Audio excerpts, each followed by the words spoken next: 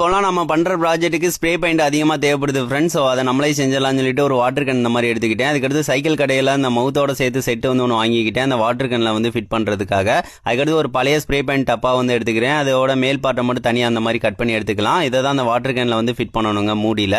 அதுக்கடுத்து இதில் ஒரு 2 குண்டு இருந்துச்சு, அதையும் தனியாக எடுத்துக்கிட்டேன். நம்ம ஸ்ப்ரே பெயிண்ட் அந்த டப்பாவில் வந்து நம்ம வந்து பண்ணுறதுல வந்து போட்டு வச்சுக்கலாம். அதுக்கடுத்து அந்த மூடியில் வந்து ஒரு ஓட்டை வந்து போடணும். சால்ட்ரிங் எண்ணெய் யூஸ் பண்ணி இந்த மாதிரி ஒரு ஓட்டையை வந்து போட்டுட்டு அந்த மேல் பாட்டை வந்து கரெக்டாக வந்து ஃபிட் ஆகிற மாதிரி வந்து வச்சு பார்த்தேன். கரெக்டாக ஃபிட் ஆகுதுங்க. இதில் உள்ளக்க வந்து எம்சியில் அப்ளை பண்ணி வந்து ஃபிட் பண்ணால் தான் அது சீல் ஆகும்.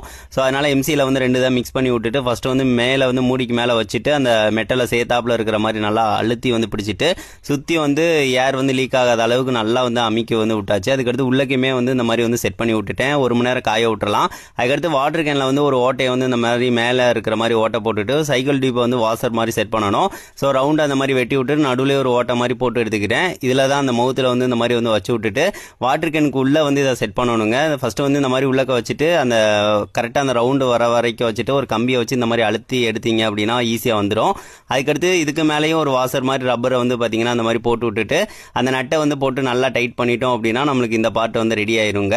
அவ்வளோதான். அதுக்கடுத்து அதில் மேலே உள்ள ஸ்டிக்கர்லாம் உரிச்சு எடுத்துட்டேன். அதுக்கடுத்து இதுக்கு பெயிண்ட் வந்து ஆட் பண்ணணும். பெயிண்ட்டும் தின்னரும் வாங்கிட்டு வந்தேன். இதில் ரெட் கலர் பெயிண்ட் தான் ஊற்ற போகிறோம். கொஞ்சம் பெயிண்ட் ஊற்றிட்டு கொஞ்சம் தின்னரை வந்து உள்ளக்க ஊற்றிட்டு நல்லா மிக்ஸ் பண்ணி விட்டுட்டு வாட்டர் கேனில் அந்த மாதிரி வந்து மேலே வந்து ஊற்றி விட்டுக்கலாம்.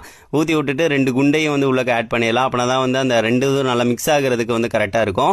அதுக்கடுத்து இந்த மேல் பாட்டை வந்து நல்லா காஞ்சிருச்சு. அதை வந்து நல்லா டைட்டாக இருக்கிற மாதிரி மூடியை வந்து போட்டுட்டு இதில் வந்து காற்றடிக்கணுங்க. காற்று வந்து நல்லா வாட்டர் கேன் டைட் ஆகிற அளவுக்கு அடித்தா போதும். அதுக்கடுத்து நம்ம வந்து ஸ்ப்ரே வந்து அடிக்கிறதுக்கு கரெக்டாக இருக்குங்க.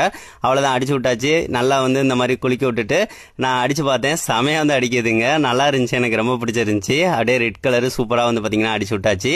இதை வந்து நம்ம என்னென்ன கலர் நம்மளுக்கு பிடிக்குதோ அந்தந்த கலரில் ஒரு 2-3 இது செஞ்சு வச்சுக்கிட்டோம் அப்படின்னா அந்த மாதிரி ஊற்றிட்டு நம்மளுக்கு தேவைக்கு ஏற்ற மாதிரி வந்து அடிச்சுக்கலாங்க. விலையும் நம்மளுக்கு கம்மியாக தான் வரும்.